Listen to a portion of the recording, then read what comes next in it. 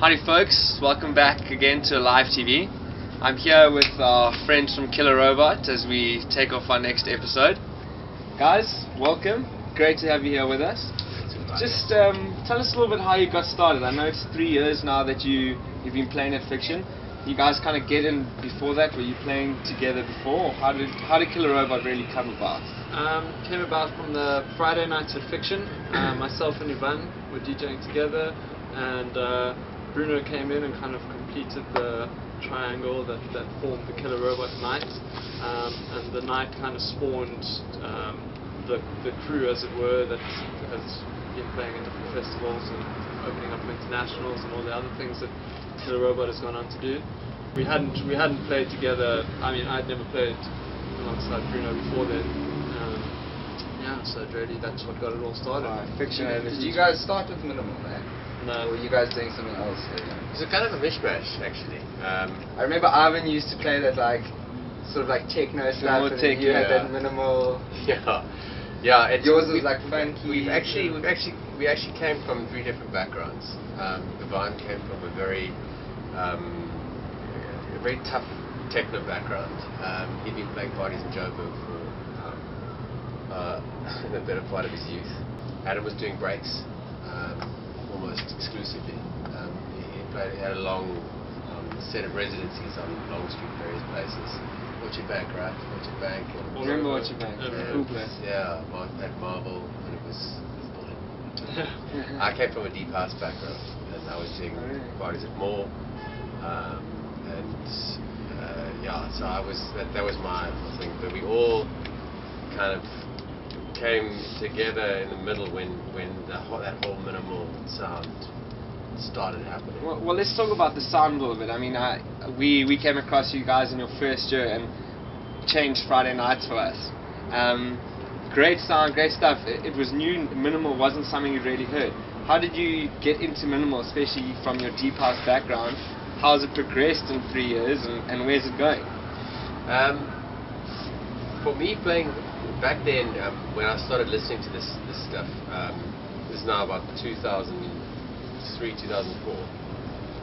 Deep house, for me, the music, the genre now defined as deep house, became a little bit stagnant. There was a lot of DJs just using the same kind of vocal hooks, the same kind of old-tired saxophone sounds. It all sounded the same, and a lot of the records that were coming out like these loopy, boring, dull, and the music that was really starting to be interesting was that kind of a hybrid of techno and deep house coming out of Germany and some out of the UK. Labels like Compact, the early stuff on Minus, long before a lot of these labels today got going, and that's the kind of music that really got me into what is then defined as minimal. I don't even think minimal is a genre anymore. It's just a lot of the electronic sounds that are coming in, and I mean a lot of people talking about electro now. It's come in, it's been hard, and it's sort of fading out. Yeah. How do you guys think that your sound is going to last through the test of time? I mean, 3 years you've done really pretty well, but how are we going to have 5 years and 10 years? I think the sound that we're playing now is very different to the sound that we were playing 3 years ago, because I mean, as we evolve, I mean, the music evolves, we evolve, we're not playing exactly the same things, so I mean, it's not staying stagnant. For sure. So the sound in 5 years time is going to be it's going to have come through everything that's come before it, but it's not necessarily going to be the same sound that we're playing now. Yeah, and I'm sure you guys are obviously going to get behind the decks as well. How's that going to happen? Each playing your own set and your own sound, or are you going to be merging together and giving a real Killer Robot extravaganza? Well, we see if we can do it without fighting, but no, we'll be we'll plan something. We normally rotate. Opening for the international has always been a cherry on the top. So we've tried to rotate it in the past. Well, I must be honest. It seems like you guys have a lot of fun at about 5 to 4. building up that last track, really getting the place going, cutting it and turning on the lights. Guys, what is making that? the crowd chant. Every time they've got 3 more waiting. They've got 3 more waiting, but they make the chant. I'm sure you cut it about 4:45 once, just so a bit of a pep rally. Yeah, it all depends. Actually, the bouncers run fiction. We don't run it anymore. We have Don who comes to us with a with a countdown from about 20 to 4, and we structure the nights at the end of the night accordingly. But yeah, we always come with a few surprises. You've actually been going 3 years now. You've seen some crazy stuff in fiction. What's the maddest thing you've ever seen?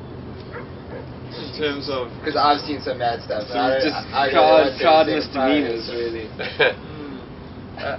I think I've seen some. I've seen people chanting along with tunes. I remember when there was once a tune we used to play regularly, Mark Cool's Bay of Figs. It was like, it's got this insane like synth breakdown, and we used to play it regularly. But it's not a tune. It's not something it's got no words, or you don't sing along to it. But people were screaming along to the synth break. By the time the 3rd week we were playing this tune, it was literally like dan dan dan dan dan dan dan dan, and then it had hands in the air, and we're just going bananas before this tune kicks in. Exactly. Yeah. And do you guys kind of take advantage of the crowd sometimes, luring them into a break, getting them to do a big drop, and sneaking the bass line back? Of course. I can see it happen sometimes. Victim more than once. Yeah, that's what it's all about. It's fiction encourages that kind of participation. It's really fun. People are right there. You're intimate there. I think that's the beauty of it, and it's really cozy, and the sound in there is just like nothing else. Awesome. Well, folks, 3rd birthday coming up. Once again, the links are down there on the bottom of the page. Check out for more information. Otherwise, Bruno and AK47 will be able to answer any questions that you have. See you there in the coming future. Ciao. Ciao. Ciao.